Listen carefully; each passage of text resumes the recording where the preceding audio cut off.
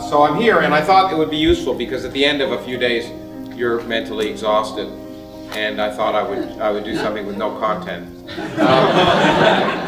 or maybe not, or just at least something different. I'm not obviously involved directly in artificial intelligence or singularity ideas, but I thought I'd talk to you about what our current picture of the universe is and how it's changed our picture of living systems in ways that relate to information processing, actually. And so there is some, I thought I could say something was actually relevant, otherwise I wouldn't have agreed to come. And you can decide. So anyway, the short version, which I sort of said a little bit in a different way when on the panel, the short version of what I'm going to talk about was based on a graduation address at a private girls' school. Now, I've given 2 commencement addresses in my life so far, and I've never had the guts to say this. Some people say it was Kurt Vonnegut. I'm not sure. I don't think so.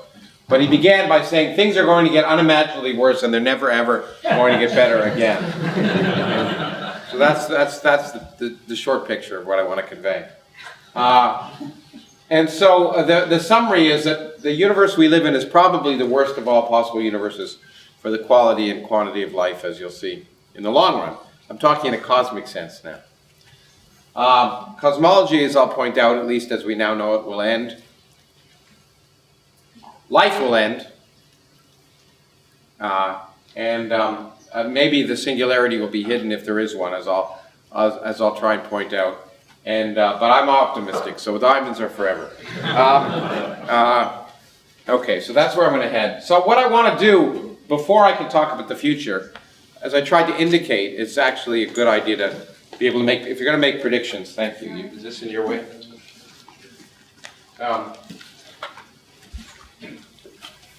Good, time to leave.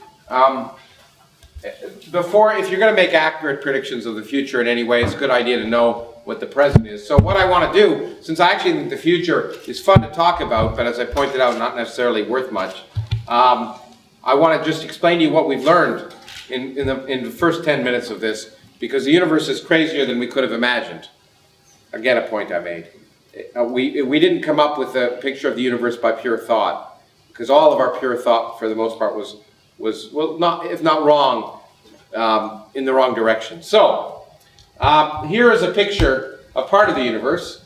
And one of the big questions, if you're worried about the future of the universe, since Einstein tells us that essentially gravity is the dominant force on scales larger than humans, is, I was going to have slides on this, but you're all a well-educated audience, so I don't have to tell you that the universe is expanding. And Hubble discovered this, and so we've discovered the universe is expanding, and the big question of 20th century physics became, what will the expansion end? Is it going to stop and recollapse? And general relativity tells us that, in fact, that's determined by the amount of matter in the universe, because matter produces gravitational attraction. So one of the ways to determine the future, and the reason I got into cosmology, in fact, was because I wanted to be the first person to know how the universe would end. It seemed like a good idea at the time. And then that's from a basis in particle physics, because I wanted to know how much stuff there is in the universe. And it turns out you need particle physics probably to know how much stuff there is in the universe, but we can actually weigh the universe. If you want to determine the future, weigh the universe. Now, how to use the weigh the universe? Well, you stand on the shoulders of giants. In this case, a bunch of gravitational giants, and in this case, Einstein. Here's a picture which is worth 1,000 words. This is a picture of a cluster of galaxies. Clusters of galaxies are the largest bound objects in the universe. And they, therefore, if you can weigh them, you can weigh anything, because anything that could fall into anything will fall into a cluster of galaxies. We're a part of a cluster of galaxies called the Virgo cluster of galaxies. And they're about, 8 to 10 million light years across. They're huge. And this picture is a fascinating picture, because every dot in the picture is not a star, but a galaxy. Of the 400 billion galaxies we know of in the universe. So every one of these galaxies has maybe 100 billion stars in it. And this cluster happens to be located 5 billion light years away from us, speaking of long-lived civilizations. So that means the light from this cluster left 5 billion years ago that we measure today. And that means among those hundreds of galaxies with hundreds of billions of stars in them, there could have been civilizations that are now long gone, because in fact, most of the stars in this picture don't even exist anymore because it's 5 billion years old. The light was emitted before our sun even formed. Okay? So those are those are the things that I find inspiring at some level. But in any case, we can use this picture because you don't have to be a rocket scientist to see there's something strange about it. And that is that there are these weird blue things that are different color and shape than the other things. And what they are is a manifestation of something that Einstein first predicted, but he said would never be important because he didn't understand astronomy. It's true. It's something called gravitational lensing. Einstein told us that mass curves space, and it does. And that means that if you have a large enough mass distribution, you can curve space, and if you have a light source behind that mass distribution, the rays from the light source can go around, come back, and be focused, like my glasses focus things.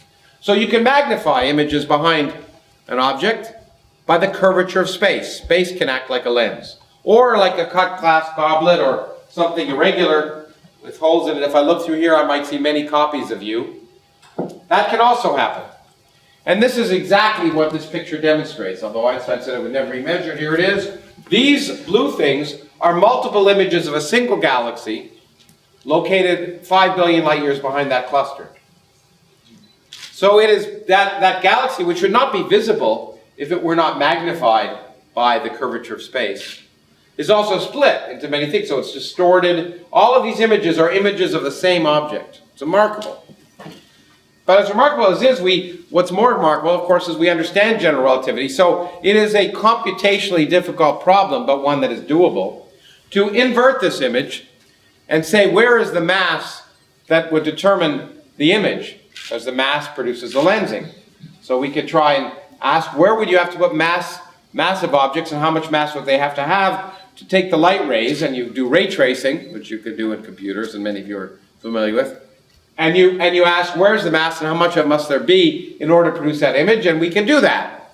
And so here's the inversion, and you see in this image, the spikes are where the galaxies are, that's what mass is, but you'll notice that most of the mass in this object, in this cluster, is where the galaxies aren't.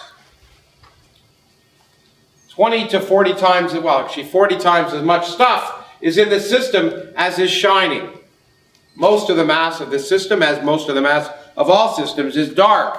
And physicists, with their linguistic perspicacity, call that dark matter. And when it is, we also know, for reasons I will not go into in this lecture, is that this stuff cannot be made of protons and neutrons. We are virtually certain of that. It cannot be made of the same stuff that makes you and I up. It must be some new type of elementary particle. And in fact, let me just skip this for a moment because I think I have an image. We can actually do experiments because that's where we learn things, not from theories. And we can, here's an experiment which actually I proposed 25 years ago, I guess, that is now the basis of most dark matter detection experiments. It's you just cool a blue. This is very computer-centric. You take a germanium wafer, which you can produce cheaply with high purity because of the computer industry, and you cool it down to 1/1000th of a degree above absolute zero, and then and you put it deep underground in the dark matter particles. The great thing about this is, you see, if the dark matter is not made of planets or large gas clouds, which it isn't, if it's made of elementary particles, new types of elementary particles, and it's not just out there, it's in this room, going right through you now. And that means we can do experiments on Earth to detect it. And so you put these underground to shield you from cosmic rays, and you get lots of particles that are going through here. Most of them go right through the Earth without knowing it was there, we think. These are the particles we think make up dark matter. But every now and then one may bounce off this germanium and heat it up by 1/1000th of a degree. And you can measure that. And so that's a way to detect. So these kind of detectors are built around the world and are currently operating and haven't yet detected dark matter. But the point is, it doesn't matter what it's made of. We can weigh it. We can ask how much dark matter is there, and therefore how much stuff is in the universe, and we come up with a result which in principle answers the holy grail of physics that since I've been around, which is, what's the geometry of the universe? Because Einstein told us that the universe matter curves space, and it turns out the universe can have one of three different geometries. Three-dimensional curved geometries, which you can't picture in your mind, but you can write down mathematically. We open, closed, or flat. And in such a universe, a three-dimensional curved space would be, while you can't picture it easily, would be one in which if you looked far enough in that direction, you would see the back of your head. Because space curves on itself. Open universe is infinite, and so is a flat universe. But as nice as that is, what we also have been told is that if matter dominates the universe, then a closed universe will expand, stop, and contract into a big crunch. An open universe will go on expanding forever, and a flat universe is the boundary between them. So that's why we wanted to know what the geometry of the universe is, or why I did, because then once we knew whether it was open, closed, or flat, we know the future. So we've answered that question apparently with this, because we can answer it. And in physics, whenever you have important quantity, you give it a Greek letter. So we call it omega, to sound good. And the omega is the ratio of the total amount of stuff in these systems divided by the amount you'd need to make an exactly flat universe. So omega bigger than 1 is closed, omega less than 1 is open, and omega equal to 1 is flat. And apparently we answered definitively that the universe is open. About 10 years ago. This is about 12 years old, this bit of data. The problem with that is that theorists like me knew that was wrong. Because the only mathematically beautiful universe is a flat universe. And the observers were coming up with the wrong answer. Now, the problem is that, well, there's clearly one problem with this, is that it's very indirect to measure the mass and use general relativity to determine the curvature and determine the curvature. Wouldn't it be better to determine the curvature directly? And that's the next result I want to show you. Amazingly, we've been able to measure the curvature of the universe directly by using a simple fact. So here are two-dimensional images of two-dimensional curved universes. I'll remind you, our real universe is three spatial dimensions, so a flat universe doesn't mean flat like a pancake. Rather, you can see from the drawing of triangles on this that a flat universe, a triangle is a triangle in two dimensions, but on the surface of the Earth, a triangle, the sum of the angles can be greater than 180 degrees. In fact, on the surface of the Earth, you can draw a triangle where you go on the equator up to the North Pole and back down to the equator with three 90-degree angles. I say North Pole because I'm northern hemisphere centric, but you can do the same thing for the South Pole. And so you get 270 degrees. That would tell you that the Earth is curved, even if you couldn't go around it. And an open universe. So it turns out that this two-dimensional intuition, or mathematical intuition, is actually accurate in three dimensions. Namely, if we could have a big enough triangle and measure the angles of that triangle, we could determine if our universe is flat or not. In a flat, three-dimensional universe, light rays travel in straight lines, and a large enough triangle will still add up to 180 degrees. What is amazing is in the last while, we've been able to use the most important observation in cosmology to determine a triangle and measure the geometry of the universe. This observation is the cosmic microwave background radiation, the afterglow of the Big Bang. And I'd spend more time on it if I wasn't trying to get somewhere else. And let me just give you a quick summary. When we look out, well, you know, the universe is 13.72 billion years old, except in many states in the United States. But it's 13.72 billion years old. And that means if you look out far enough, you should see the Big Bang. And in principle, you could. But between you and the Big Bang, there's a wall, however. We can't see all the way to the Big Bang, just like I can't see across the street because this wall is opaque. When I look back in time, I'm looking at the early universe earlier and earlier. And that means that I'm doing cosmic archaeology. As I said, when I look at stuff a billion light years away, it's a billion years old. But the universe was denser and hotter at earlier times. And when the universe was 100,000 years old, it was so dense and hot, 3,000 degrees, that matter was no longer neutral. Hydrogen, the dominant stuff in the universe, was knocked apart by radiation. And it formed what's called a plasma. And a plasma is opaque to radiation. And therefore, you can't see through it. So if we try and look past this plasma, we can't see through it. But when the universe became neutral, just as I can see that wall because the light reflects from the lights on the surface of the wall and comes to me because the air is transparent, the radiation at that moment when the universe became transparent from that hot plasma could come all the way to me and of course cool down in the interim, and I would expect to see it not at 3,000 degrees, but at 2 or 3 degrees above absolute zero, and that was what was discovered by accident in New Jersey in 1965, of all places, by 2 people who didn't know what they were doing, but won the Nobel Prize. And so that's great, but the point is, on this surface, when there's a very important scale, 1 degree, because this surface occurred when the universe was about 100,000 years old, and this distance here represents 100,000 light years. And this means Einstein tells us that no information can propagate faster than the speed of light, and this means nothing that happened over here at that time could affect anything over there. But more importantly, it means if you're a lump of matter, and you're on the scale, well, what happens? You start to collapse due to gravity, and then pressure heats up, and all sorts of things happen. But if you're a lump that's this big across, you don't even know you're a lump, because gravity can't propagate across you. So you don't know you're supposed to collapse. I used to watch The Roadrunner when I was a kid, and Wile E. Coyote would run off a cliff, and then only eventually should he realize that he was supposed to fall. And that's what happens here. So the largest clumps that will have started to collapse at that time will be 1 degree across, or so.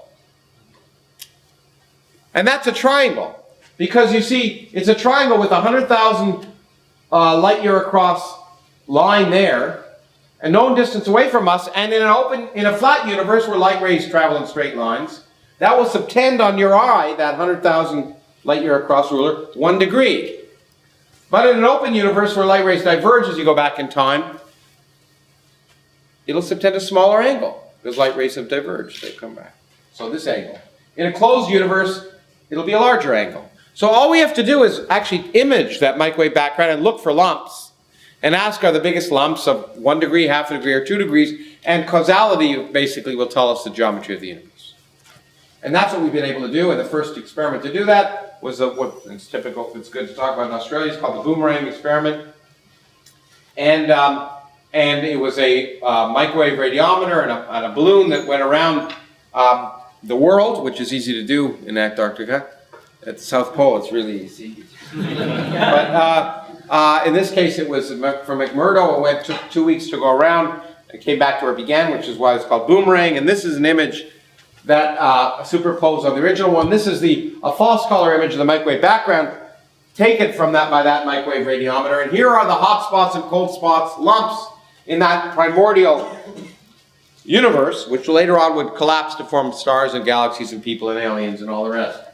And the question is, how big are they? So we can, on a computer, of course, we can model universes, a closed universe, a flat universe, an open universe, and ask how big on average, 100,000 light year across lumps would look. And in a closed universe, they'd be this big, but these are bigger than these lumps.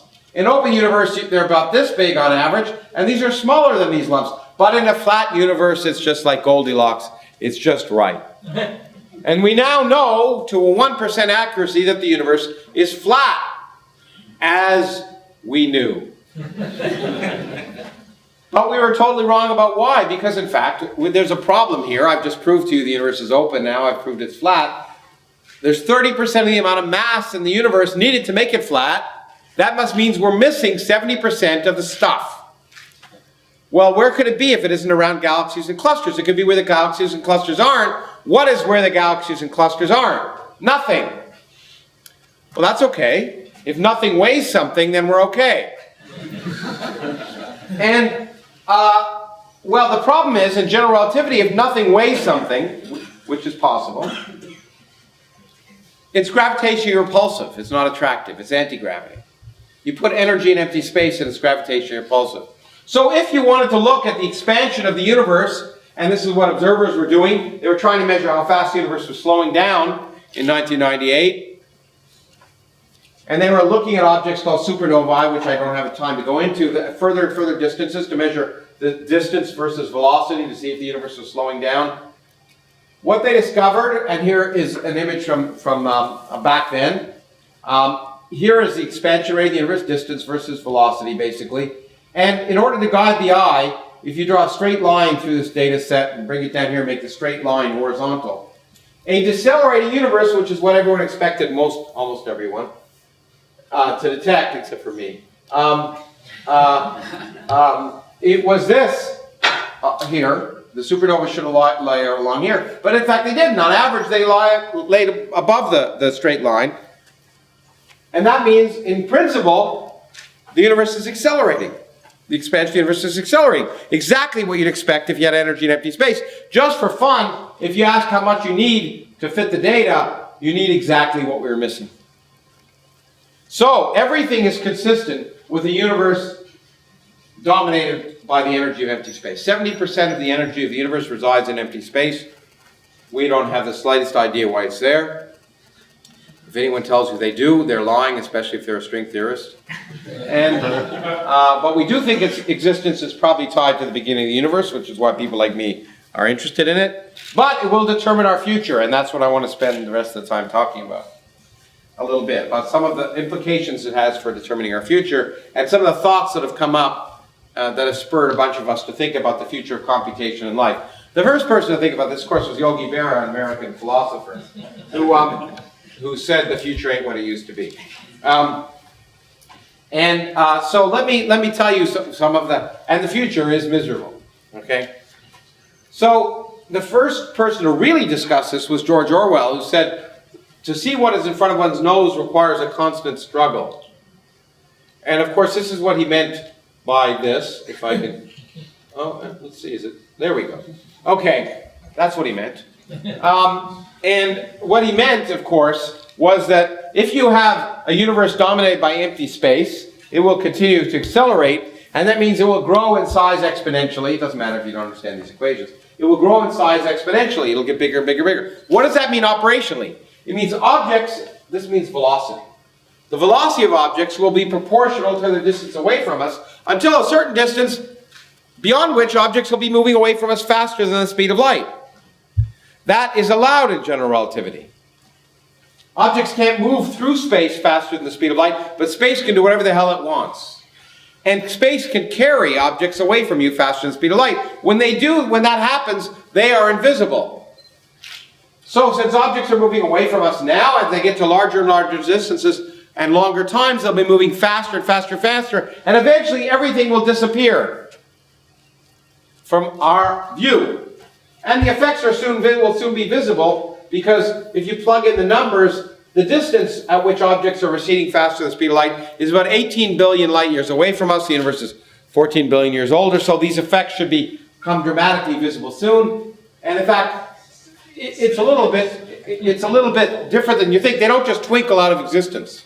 What happens is they're moving away faster and faster and faster. As they're moving away faster and faster and faster, the light from these objects gets what's called redshift. It gets stretched out.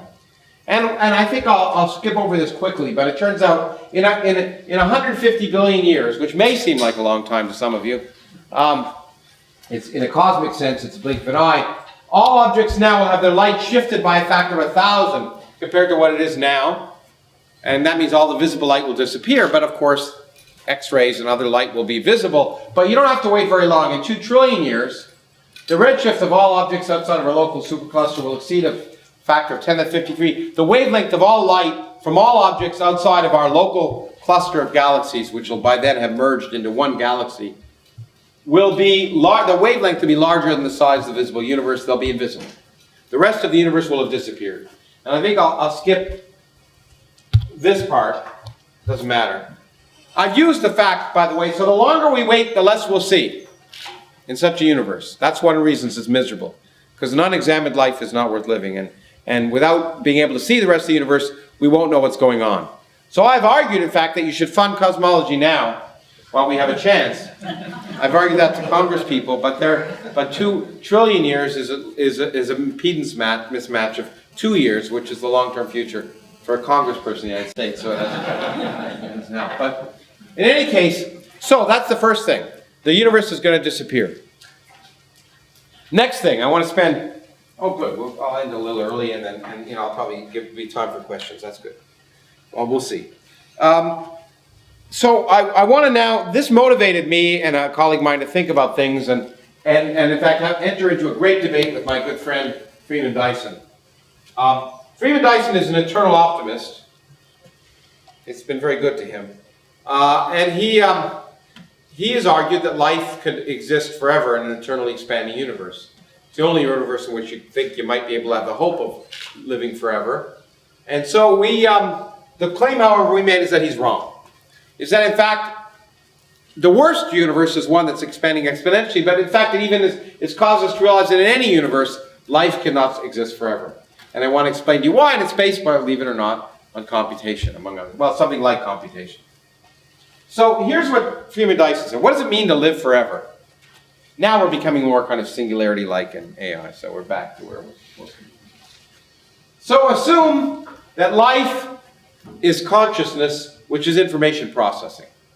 Okay, consciousness is information processing, nothing more. Maybe it's more, but it's at least information processing. Okay?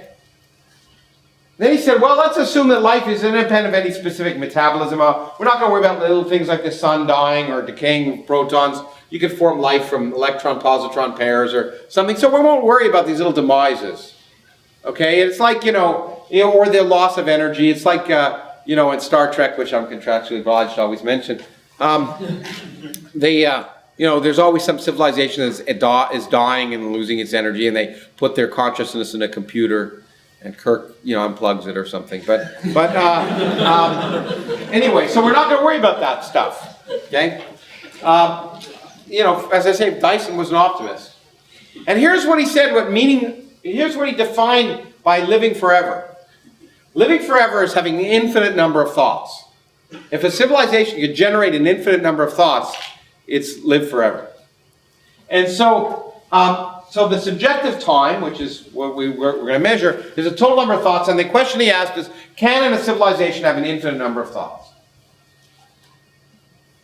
And he was no fool, so he started to ask whether you can do this. And to live forever, since computing and information processing in general costs energy, it's a problem. So he just pointed out that the free energy used to process information is proportional to the amount of information and all to the system's temperature. And he defined a quantity called the quality of life, Q, which is the rate of information processing, bits per second.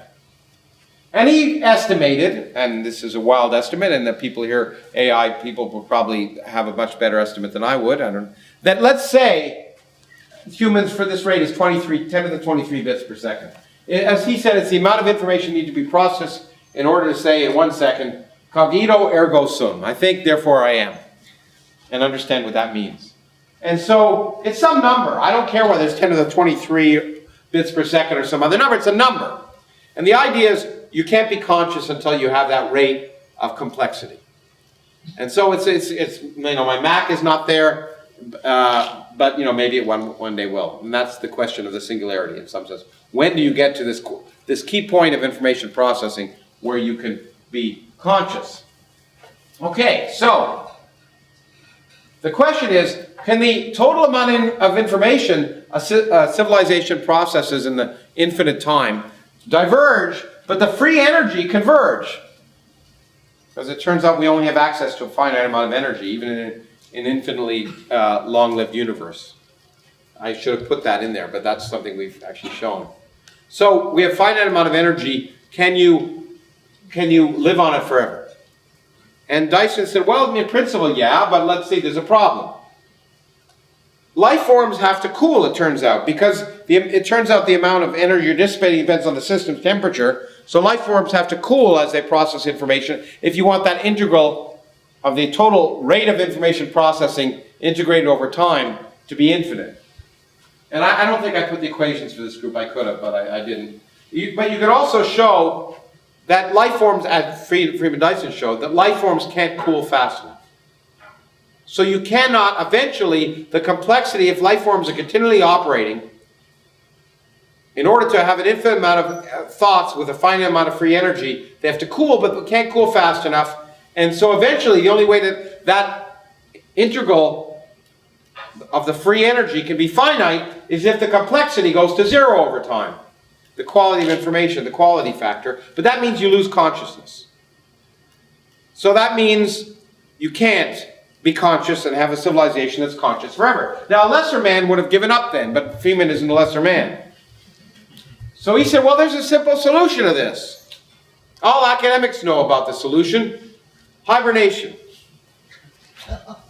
So the idea is that if you're thinking and you have some complexity, you're processing bits per second while you're awake, but let's just imagine you could go to sleep and then not process any information whatsoever. Then he showed if your period of inactivity increases as the universe expands in a well-defined way, then you could show that the fraction of time you're awake is an increasingly decreasing function of time. So the idea is you sleep, you wake up, you have a thought. You sleep longer, you wake up, you have another thought. You sleep longer still, you wake up, you have another thought. It turns out the fraction of time you're awake is decreasing, but the subjective number of thoughts is an increasing function of time, and therefore you solve the problem. You can have an infinite number of thoughts, you just sleep longer and longer. If you could achieve this. Whether you could achieve that is a different question. Now, the question is this possible? And there are two answers to this question. Yes and no. Freeman's answer was yes, and our answer is no. What is amazing is, the answer comes from the question of whether life is quantum mechanical, which is the reason I'm fascinated by it.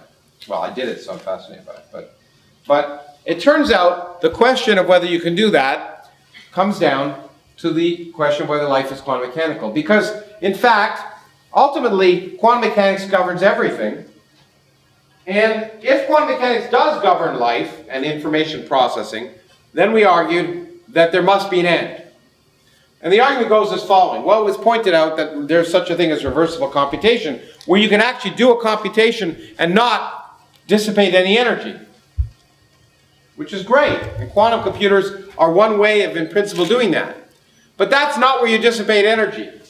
If you repeat the same computation over and over again, you can do it ad infinitum without dissipating energy. So you can stare at your navel and go forever. But if you want to have new thoughts, you have to erase the registers and think again. And erasing the registers is where you dissipate energy. When you erase the registers, you dissipate kT of energy. And so if you want to have a series of new thoughts, you erase kT of energy. Okay, but here's the problem. Therefore, that means when you do a new computation, you will have dissipated energy. But quantum mechanics tells us that any finite size system has a finite number of states below so the ground state is not what's called an accumulation point. Namely, if you take the lowest energy state of the system and you go a finite amount above it, there are always a finite number of levels below you for any finite-sized quantum mechanical system. And that means, okay, so here's the system. It's a civilization, it's a computer, it's whatever you want. You do a computation and then you erase the registers. You drop down a quantum state. Then you erase the registers again after doing another computation, drop down, drop down, drop down, drop down, and eventually you end up at the ground state. Once you're at the ground state, you can't do anything. There's no accessible energy left. So we argued to Freeman, that therefore, if life is quantum mechanical, computation must end. Life must end. Consciousness must end. And he agreed with that, because it's right. But Freeman said, well, why does life have to be quantum mechanical? Can you avoid the quantum mechanical limit? And one way, and how do you avoid the quantum mechanical limit? Well, we don't behave quantum mechanically because the energy levels in our body, the quantum states, are very small compared to the accessible energy in our body, so we behave quite classically. It's one of the problems with quantum computers, in fact. Large objects tend to behave classically. So if you could arrange a system where the energy level spacing got smaller faster than the energy loss, then you'd always be classical. And he even gave such a system because he read science fiction. He read The Black Cloud of Fred Hoyle, which many of you read. The Fred Hoyle, have you read that? It's a great science fiction novel about a cloud in space of particles, and the information processing in those particles was actually based on their motion of the gas. And if you allow such a system to expand, Freeman showed, then the states squeeze enough so the system can always remain classical. And therefore you can avoid the quantum mechanical limit, and you might appear to avoid this problem. However, it turns out that as the system gets more and more diffuse, you can't communicate between the particles of the system. Electromagnetic radiation will get out of the system, and that's the level of the debate right now between us and Feynman. The question is, can life avoid the quantum mechanical limit? And so, or as Feynman would have put it, and did put it, will life be analog or digital? If life is digital, then the end is near, a few hundred gazillion years from now. Digital being quantum mechanical. If the discreteness of the energy levels of a quantum system become important, then it's over. So the idea is get rid of the iPods, go back to LPs, and that's the future. But what's fascinating to me about this whole argument is, and I hoped it would be fascinating for you, is that what is really amazing is that it comes down to quantum mechanics. If quantum mechanics ultimately governs a universe starved of energy, consciousness must end for an eternally expanding universe. Now, what I really love about this is that it's all physics. I didn't even mention what life is, or what consciousness is, or what metabolism is. And that's the great thing about physics. You don't have to know anything to do a lot. And so, it's not, the future of life is not biological, it's physics. And some simple physics arguments tell you that what the ultimate limit on consciousness really is. So that's part of that I want to talk about. I also want to mention something that I told you I'd mention Moore's law, and here it is. Cosmology gives a limit to Moore's law, which fascinated me when we first realized this. Okay, let's see.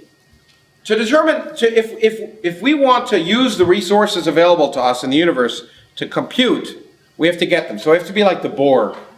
So we go out, this is what's called it doesn't really matter what this is, a conformal diagram, but what we do is we travel out to nearby stars, we vaporize them, and we transport all the energy back to the Earth. Okay? That's the best you can do, is to harness all the energy in a sphere expanding at the speed of light and send it back. And it turns out you can actually do a calculation. You can ask, how much energy can you get that way? And you can do it. We did it. The number turns out to be rather interesting. The total energy that we can get in an infinite amount of time in an expanding universe turns out to be 3 times 10 to the 67 joules of energy, which happens to be about the total mass within today's visible horizon of this is assuming the universe is exponentially expanding, by the way.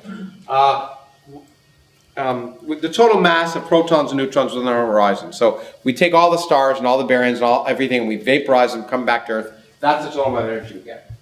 But there's a problem.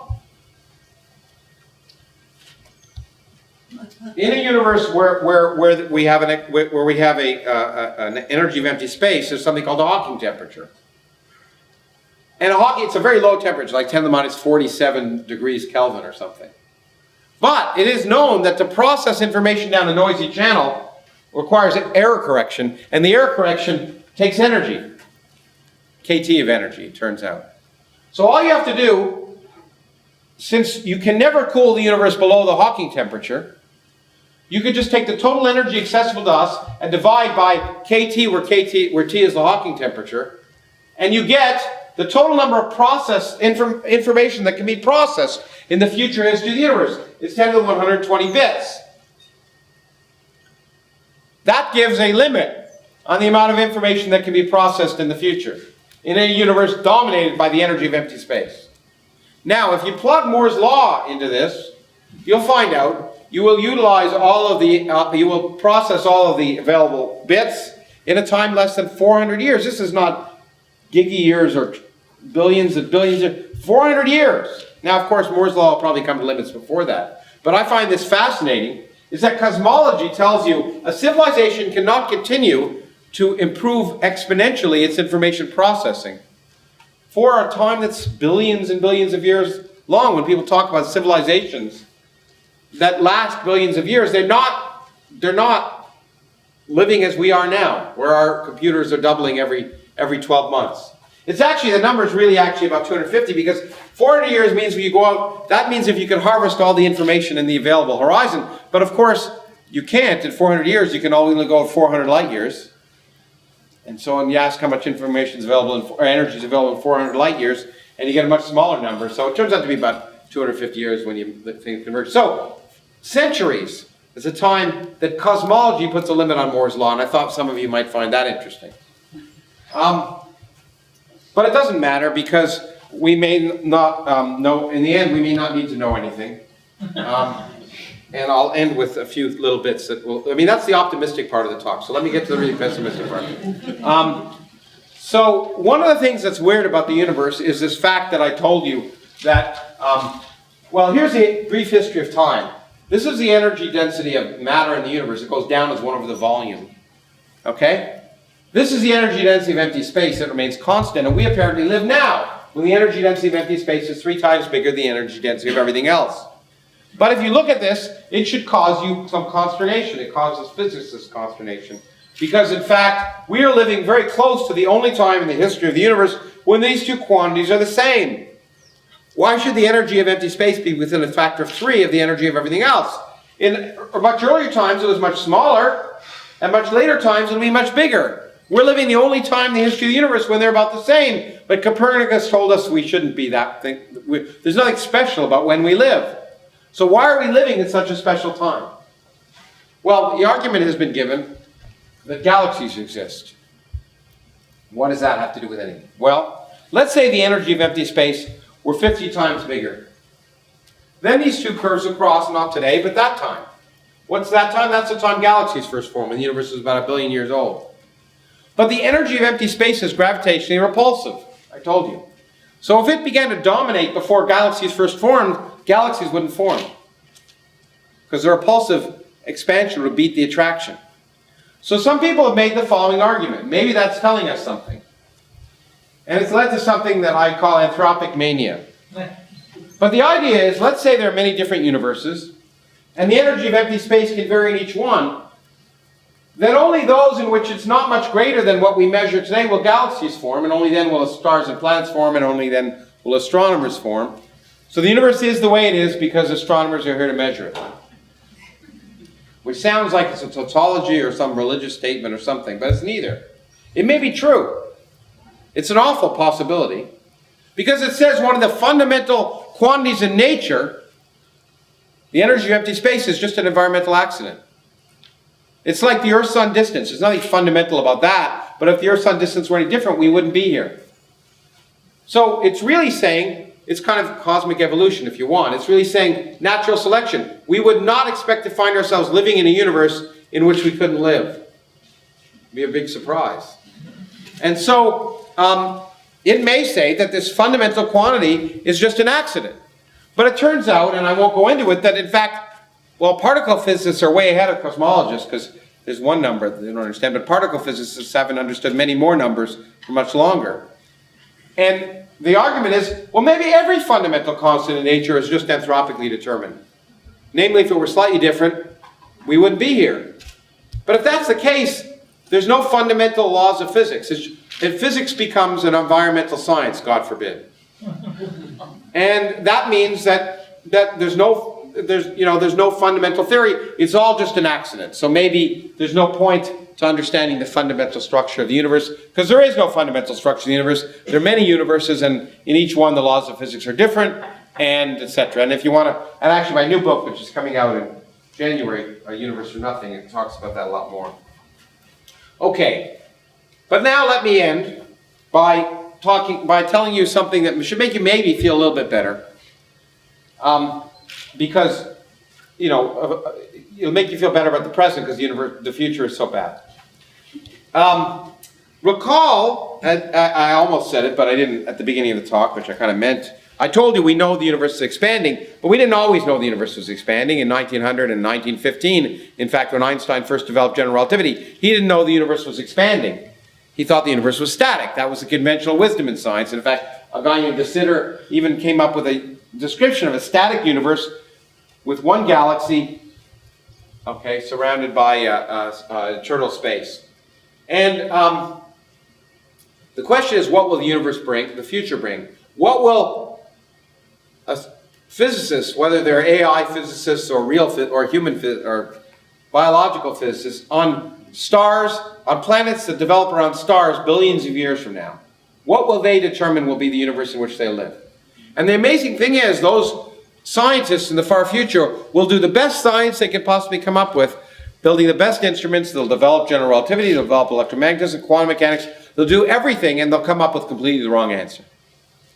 They will, in fact, imagine that they live in an island universe surrounded by empty space that isn't expanding, which is exactly what we thought we lived in 1900. And the reasons are quite simple. What are the three reasons we know there's a Big Bang? First, the Hubble expansion.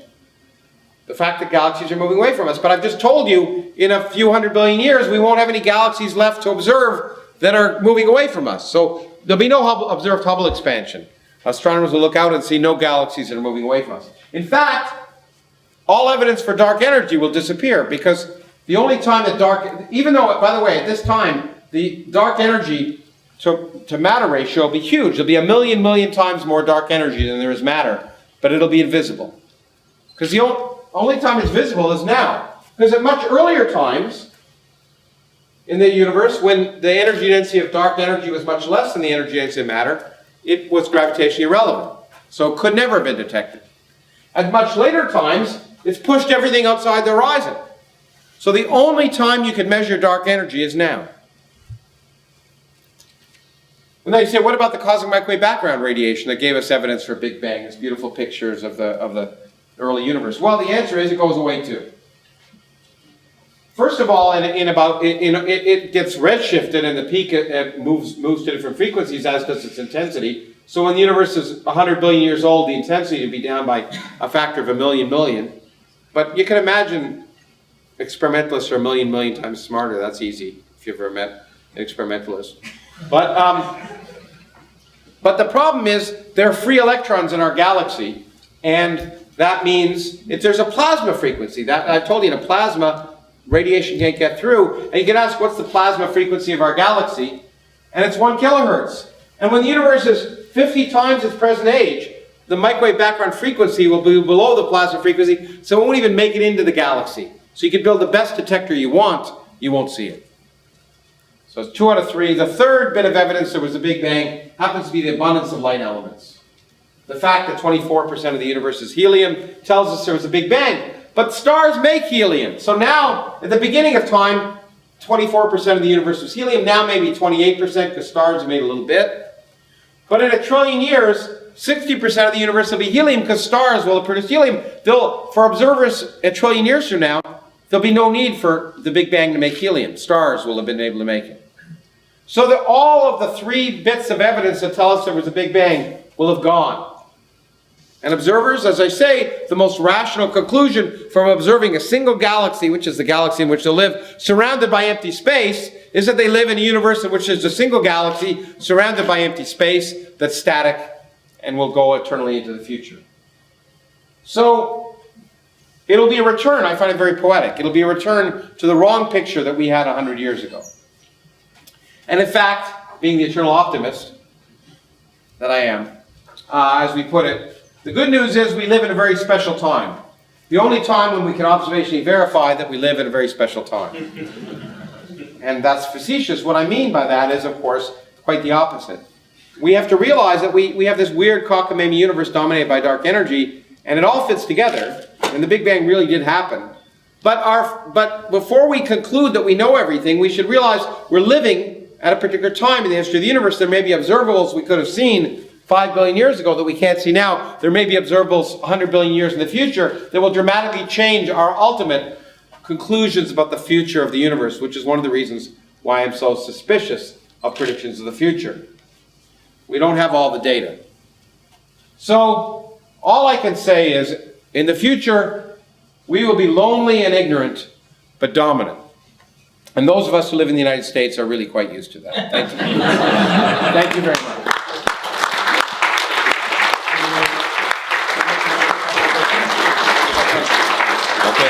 We've got time for some questions. I threw a lot out there, so maybe there are a few questions. Yeah? What's happening to time? Will time be expanding with it as well? No. The nice thing is that the great thing about general relativity is you can be going at the speed of light and still be standing still. And that's what's happening. You're doing it right now. Depending on, because, you know, you weren't standing still here unless you had a lot of coffee. But relative to the sun, we're not moving very fast, but relative to an audience at a Singularity Summit on the other side of the universe, we're moving away at the speed of light. Because we're at rest in our local space, so we're at rest and they're at rest. The space between us is expanding. And as long as we're all at rest in our local space, our clocks are ticking all at the same time, at the same rate. So time doesn't dilate at all for local observers. Hugo? Do you think the laws of physics of the universe is designed? Was that? Designed? Do I think the laws of physics are designed? Absolutely not. There's no evidence for that whatsoever. The picture I gave, even the anthropic picture, is just like evolution. Evolution gives the appearance of design. Bees can detect colors of flowers so they can get honey, and all the rest. They can make honey. But the point is, they weren't designed to do it. They were rather, if they couldn't do it, they wouldn't survive. So in fact, natural selection gives a perfectly beautiful mechanism of producing an Earth that looks like it was designed for life. Similarly, the universe may look like it's designed for us, but it's just a statement that if it wasn't, we wouldn't be here to enjoy the fruits of the universe. And so it's not surprising, as I say, that we live in a universe in which we can live. So there's no evidence in anything I know of that for any design in nature. In fact, quite the opposite. The universe behaves as if there's no design. And that doesn't mean it wasn't designed. It just means there's no evidence of purpose in the universe. And since I find the plausibility of purpose highly implausible, I would argue that it's extremely unlikely. Okay? The hyper-intelligences that we might be building in a century or so, if they get smart enough, they're like a trillion times above us, would they be smart enough to not just do what Dyson's doing it's good, isn't MIT good calculating how to build a baby universe? Wouldn't they actually do it? If that's possible, could it have been done in the past? It could have been done in the past. If we could create a baby universe, we probably can't. The laws of physics probably preclude that. But I noticed you're dozing during the part where I argued they won't get a trillion times smarter, I don't think, because Moore's law will only take us 200 years into the future. But it's possible, it's certainly possible that well, in fact, let me come on your side here and say, here's how life can exist forever. We can't exist forever in our own universe because of the law of the constraints I gave. But what we might be able to do if we could create a baby universe is create a baby universe, but just before it became causally disconnected, as it will when it collapses to form a black hole in our universe. We drop some DNA down it, and we just hope that life evolves in that universe. And then they do the same thing. So that's a way in which you could hope to propagate forever by constantly creating baby universes. And if that's the kind of design that you mean, that's certainly possible. It's certainly possible that a universe was, if you could create universes, that you could create a universe in which eventually life would evolve. But that's not what I mean by purpose, or I think what most people mean by purpose. But the answer to your question is right now is there's no evidence that we can create baby universes. In fact, all of the evidence from quantum field theory is that you can't create baby universes. But that's an open question at the forefront of physics, so I can't give you an answer one way or the other. Up there, yeah. Arthur C. Clarke once, I think it was Arthur C. Clarke, said that our purpose is to reboot the universe. Yeah, but Arthur C. Yeah, well, okay, maybe it is, but I think that's incredibly pompous, and like most things that Arthur C. Clarke said, as he got older, they were pretty silly. I mean, he had really ridiculous ideas about physics by the time later on. And that's not to put down the wonderful stories he wrote, but I suspect that to assume that we can control the universe or that the universe exists for us is incredibly myopic. And if anything, in fact, I think I have it here. Remember, the three things I want you to remember is that you are cosmically completely insignificant. We could take all of the stars, all the galaxies, everything we can see today accounts for 1% bit of pollution in a universe that's dominated by dark matter, dark energy. So get rid of everything that defines the universe for us. Everything is beautiful in the night sky, the stars, the galaxies, the aliens, everything. The universe is largely the same. So we are completely insignificant in a cosmic sense. Life and all the matter in which life is based, protons and neutrons, are cosmically insignificant. The universe would be essentially exactly the same if we did away with all of it. So you're more insignificant than you thought. And do you Big Bang? Was that? Did you ever think of the recipe for a... Well, that's what he's talking about, a baby universe. And the answer is, there's no evidence we can do that. As I say, the future is miserable. The universe may be an environmental accident, and cosmology may ultimately limit the knowledge that we can gain about nature, and whether we like it or not. And I think that's what I want to remember. Oh, so I think I didn't want you to all to go out and commit suicide. So I said, enjoy your brief moment in the sun, which is really what we have. We have a brief moment to try and understand it. I don't think it's much longer than a brief moment. I'm having a good time trying to understand it, and that's good enough for me. Maybe that's a good way to end? Yeah, it's 9:30. Thank you.